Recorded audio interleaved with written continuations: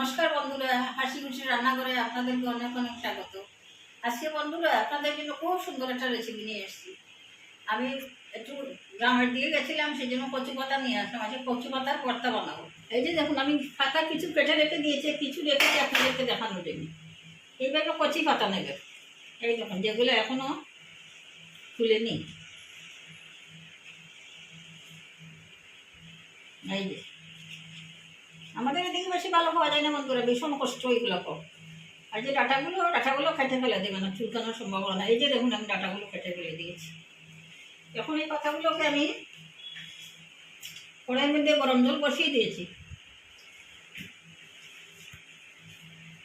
একটুখানি নুন দেবো। আর এই যে দেখুন, একটু লেবু চিপে দিয়ে দেবো, তার চুলকানির ভয় থাকবে না। লেবুর রস দিয়ে দিলাম, পাতি লেবুর রস। আপনারা যে কোনো লেবু দিতে পারেন। এখন পাতাগুলোকে আমি বয়েল করব।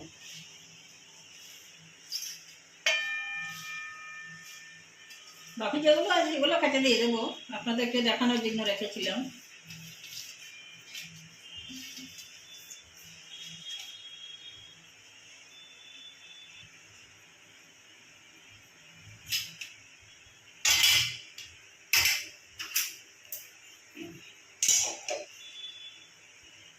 এদিকে যখন উপর দিকে আমি আরেকটা চুলার মধ্যে একটা কড়াই বসিয়ে রেখে দিয়েছি। তার মধ্যে দেবো শুকনো লঙ্কা, আদা, রসুন, কাঁচা লঙ্কা আর পেঁয়াজ। এই যে পেঁয়াজ কেটে রেখেছি, এখন একে একে দিতে থাকি।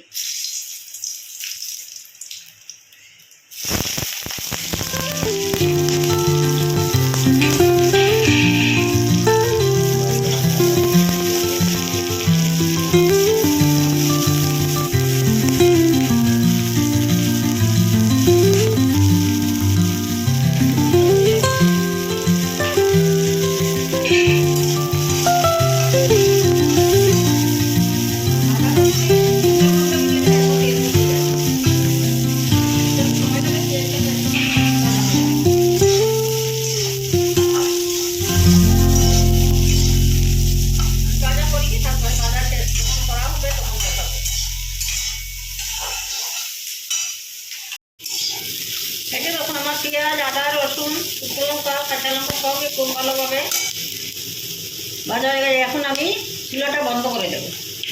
তারপর দেখুন, কচুটাও খুব ভালোভাবে বয়েল হয়ে গেছে।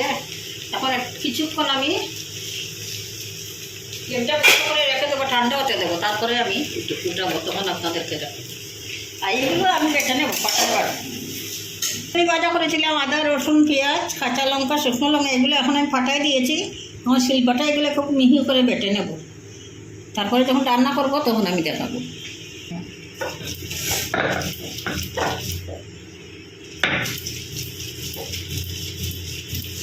এগুলো খুব মিহি করে বেটে নেব।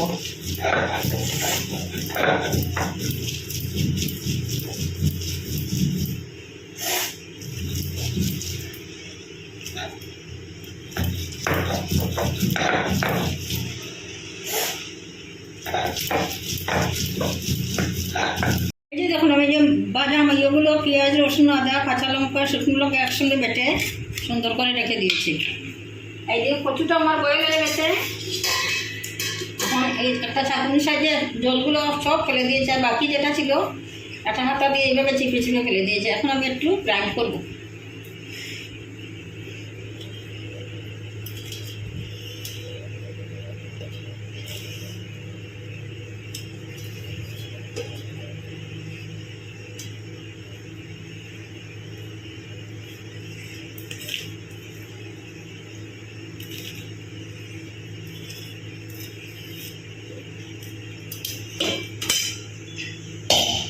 এখন আমি গ্রাইন্ড করে নিয়ে আসি, তারপরে দেখাবো যে কষতে পারছি এটাই।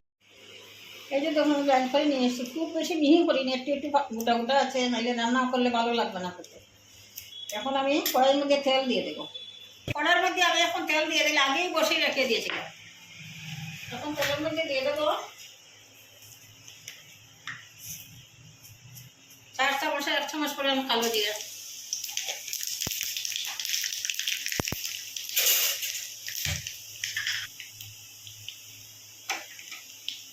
এখন দেবো বাটা কচি পাতা।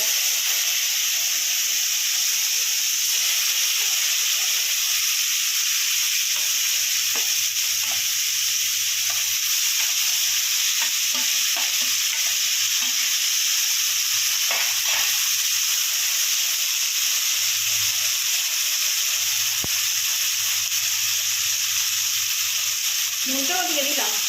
নুনটা আপনারা বুঝে দেবো, পাতা যখন সিদ্ধ করে দিলাম তখন একটুখানি নুন দিয়েছি, আর পেঁয়াজ রসুনের মধ্যে একটুখানি নুন ছিল, সেই জন্য একটু কম করে দিলাম।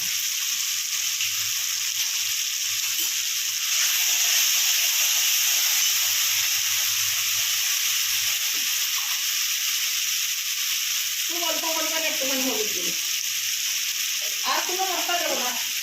আর যে আমি মশলা বেটে রেখেছি, আদা রসুন পেঁয়াজ শুকনো লঙ্কা কাঁচা লঙ্কা দিয়ে দিলাম, এগুলো সব দিয়ে এখন খুব ভালো করে এগুলোকে রান্না করতে হবে। 5-7 মিনিট রান্না করতে হবে বন্ধুরা, তারপরে দেখাবো।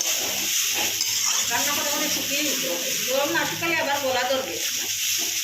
দেখেন আপনারা প্রায় 10 মিনিটের মতো রান্না করলাম, এখন মোটামুটি থেকে আরও 1 মিনিট এইভাবে নাড়াচাড়া করে নামিয়ে পরিবেশন করবো। জানি না চুলকাবে কিনা, কচি পাতার তো একটা দোষ আছে চুলকানো। কচি পাতার ভর্তা যদি খেতে হয় বন্ধুরা, হাতে একটু চুলকানো সহ্য করতে হবে, উপায় নেই। এখন রান্নাটা সম্পূর্ণ রান্না হয়ে গেছে, এখন নামিয়ে পরিবেশন করবো, তারপরে আপনাদেরকে দেবো। এই যে দেখুন আমার কচি পাতার ভর্তা সম্পূর্ণ রেডি। দেখেন কীরকম লাগছে, ভালো লাগছে নাকি? আমি যেভাবে বানিয়েছি এইভাবে আর বানিয়ে খেয়ে দেখুন, খুবই ভালো লাগে, আমার তো ভীষণ ভালো লাগে। কচি পাতার ভর্তা থাকলে আমার আর কোনো তরকারির প্রয়োজন হয় না, এটাকেই আমার খাওয়া সম্পূর্ণ খাওয়া হয়ে যায়। যদি বন্ধুরা আমার রেসিপিটা ভালো লাগে, ভালো তো লাগবেই আমি জানি, কচি পাতার ভর্তা সবাই ভালোবাসে, তাহলে লাইক শেয়ার এবং সাবস্ক্রাইব করবেন। 5 টাকা বেল আইকনটা একটুখানি প্রেস করে দেবেন, তাহলে আমার দেওয়া ভিডিও সরাসরি আপনাদের কাছে পৌঁছাবে। আজকের মতো এখানেই শেষ করছি। ভালো থাকবেন, সুস্থ থাকবেন, সাবধানে থাকবেন। নতুন বন্ধুদের বলছি, আপনারা যদি এখনও সাবস্ক্রাইব না করেন তখন প্লিজ সাবস্ক্রাইবটা করে দেবেন, বন্ধু হয়ে আমার পাশে থাকবেন। আজকের মতো এখানে শেষ করছি। নমস্কার।